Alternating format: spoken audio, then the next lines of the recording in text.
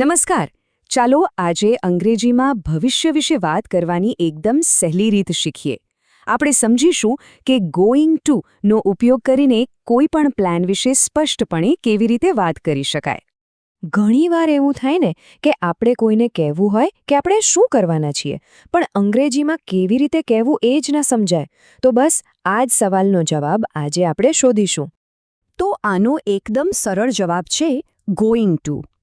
આનો ઉપયોગ આપણે ભવિષ્યની વાત કરવા માટે કરીએ છીએ, ખાસ કરીને જ્યારે કોઈ પ્લાન પહેલેથી જ બની ગયો હોય, કોઈ કામ કરવાનું નક્કી કરી લીધું હોય અથવા નજીકના ભવિષ્યમાં કંઈક થવાનું જ છે એવું કહેવું હોય ત્યારે.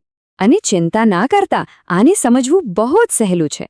આપણે ગોઈંગ ટુનો ઉપયોગ 3 મુખ્ય વાક્યોમાં જોઈશું: સકારાત્મક એટલે કે પોઝિટિવ, નકારાત્મક એટલે કે નેગેટિવ અને પ્રશ્નાર્થ એટલે કે ક્વેશ્ચન. તો સૌથી પહેલા છે પોઝિટિવ વાક્ય. એની રચના એકદમ સિમ્પલ છે.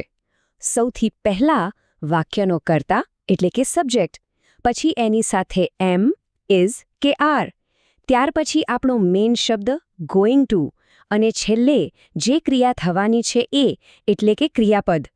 ચાલો એક ઉદાહરણ જોઈએ એટલે તરત સમજાઈ જશે. આઈ એમ ગોઈંગ ટુ સ્ટડી. અહીં આઈ છે સબ્જેક્ટ, એની સાથે આવ્યું એમ, પછી ગોઈંગ ટુ અને છેલ્લે ક્રિયાપદ સ્ટડી. કેટલું સરળ! આ વાક્ય બતાવે છે કે ભણવાનો પ્લાન પાક્કો છે. ઓકે, તો હવે કોઈ કામ નથી કરવાનું એવું કહેવું હોય તો, એટલે કે નેગેટિવ વાક્ય? અરે આ તો એનાથી પણ સહેલું છે. આખી રચના એની એ જ રહેશે. બસ એમ, ઇઝ કે આર પછી અને ગોઈંગ ટુ પહેલા નોટ મૂકી દેવાનું છે. બસ. આ ઉદાહરણ જુઓ. I am not going to go outside today. જોયું ને? ફક્ત નોટ ઉમેરવાથી આખું વાક્ય પોઝિટિવમાંથી નેગેટિવ બની ગયું. આનો મતલબ એ છે કે બહાર ન જવાનો નિર્ણય લેવાઈ ગયો છે. અને હવે છેલ્લો પ્રકાર. જો કોઈને એમના પ્લાન વિશે પૂછવો હોય તો પ્રશ્ન કેવી રીતે બનાવવાનો?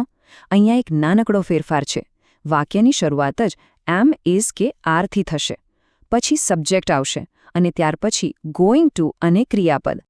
જેમ કે આ ઉદાહરણ, are you going to play?